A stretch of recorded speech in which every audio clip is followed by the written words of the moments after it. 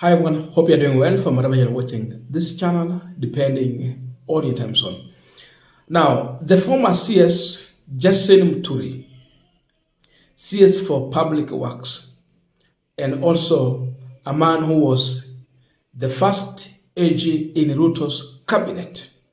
Today, this morning, he was on Fix the Nation morning show that is run by NTV. There is a lot that Muturi has revealed. Even without saying everything, you can just tell and understand really the level to which the administration under William Samoei Ruto is corrupt, starting from the head. Yani samaki ameoza kuanzia kwa kichwa kiteremuka mpaka chini. According to Justin Muturi, and he has really explained himself very clear, he is clear in his mind that President William Samoei Ruto is unfit to be the president of the Republic of Kenya. And is revealing that what he says in public and what he does in office or behind the office or in the cabinet is completely different. What he ends up doing. I think William Ruto is a person with two personalities. The William Ruto that presents himself to the public is a completely different character from the one that sits behind in the office and crafts stuff. I think that kind of person is quite a dangerous character. I think William Ruto is actually unfit for the position of President of the Republic of Kenya. I have come sadly to that conclusion. And I have no bitterness. For me, I just feel my own assessment. When I watch William Ruto sometimes talking to members of cabinet, and to see him say, I do not want to see corruption in my government. Then I start wondering, who is this talking? Now, the panelists, without wasting time, they went on to shoot a direct question to Justin Muturi. Is William Ruto corrupt? And without wasting time, Muturi responded, William Ruto is irredeemably corrupt. About corruption, you're like, who is this talking about corruption? Is it because he's corrupt? I have so many examples. Not an example, but is he corrupt? Examples aside. Absolutely. Okay. Very. Yes, irredeemably. Okay. The conversation started becoming juicy when Muturi was asked to walk us through this issue of corruption by giving now examples if there is any. Now Muturi was clear. I don't want to give you the obvious words. For example, the issue of Adani. But even besides saying that he will not go into the obvious one, he even ended up exposing Ruto on the matter to do with the Adani deal. We know how Adani was cancelled. And you are well aware how he got this deal. We talked about Adani almost 1 month. Adani was defeated dead. But still, he is still having some issues. Because ukienda kwa shabado Adani yako hapo. Na watu wake wa nini? Nairobi West Hospital. Wako pale. And here is where Ruto has been exposed on the issue of deals in this country. Muturi is narrating the day he was coming from India. Then he landed in Dubai airport.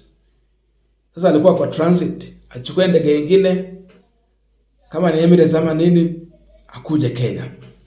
Then Ruto called him directly, asking him to sign documents while away from the office because the juniors in the office had already gone through those documents. It was a grant of $1 billion for growing 3 billion trees in Kenya. Imamba anasema Ruto akitaja kila saa mambo ya climate and all that.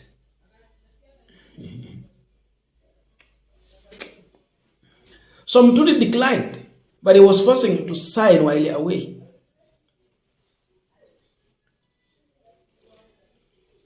Ruto himself making a phone call direct, sign.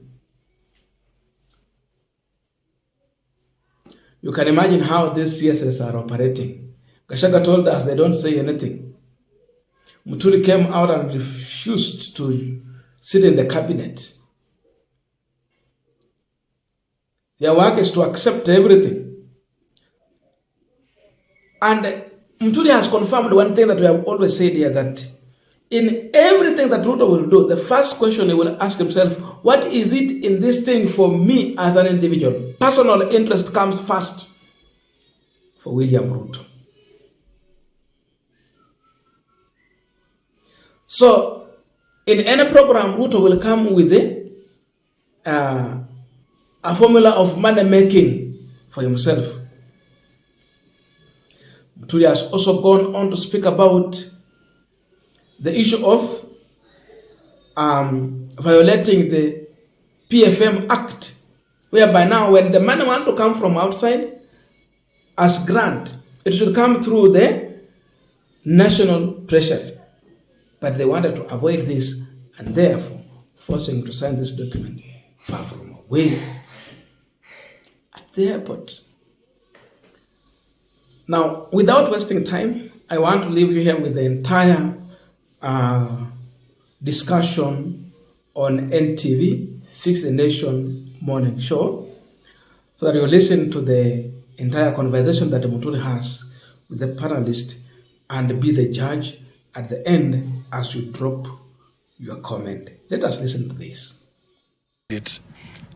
And I know this because when his advisor, Adan Mohammed, invited me to attend the COP28 in Dubai in 2023, he gave me a lot of information which ended up with the Adani deal about the airport specifically.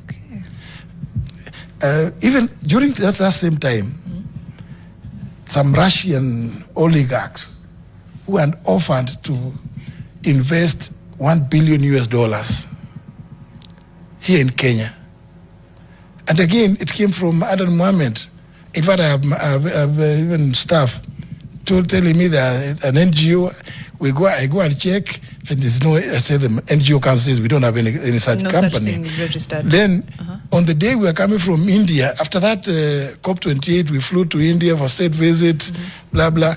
I am landing on my way back because Guru, this guy of Defki, I see Ruto around him. It's one of the Guptas. When Guru told me during breakfast on the day we were leaving Delhi, that that plane of the president is not good. I've chatted another one for him as we are going direct. Get an executive jet. I've gotten him.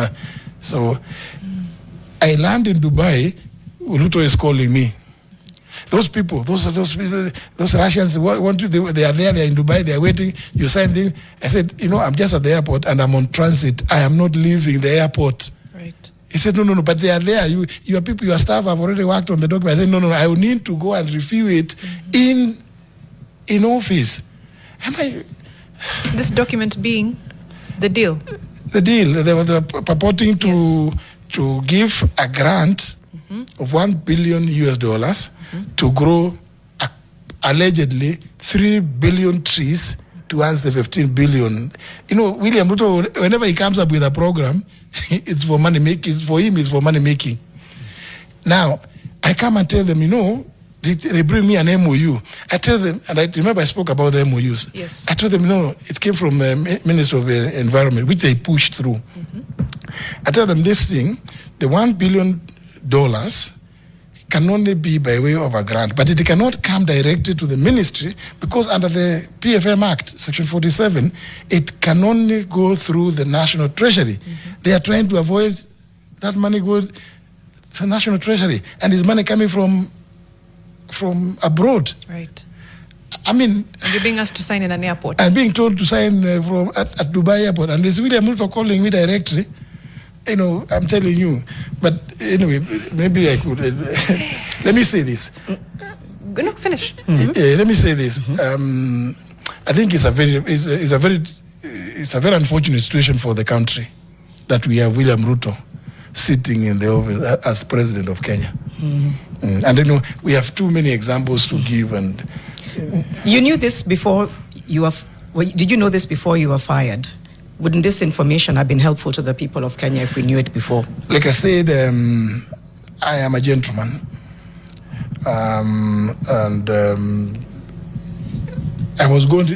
In fact, somebody talked about a book. It's a book. The book is already in the works. I started immediately. I left. Actually, just before I left Parliament as Speaker, that's when I began working on it. Then now that we went into campaigns, I stopped a bit, and then I said, why don't I just wait and finish my experience in the cabinet before you do an expose? No, it's a book to give my so that the book also includes my experience in the cabinet.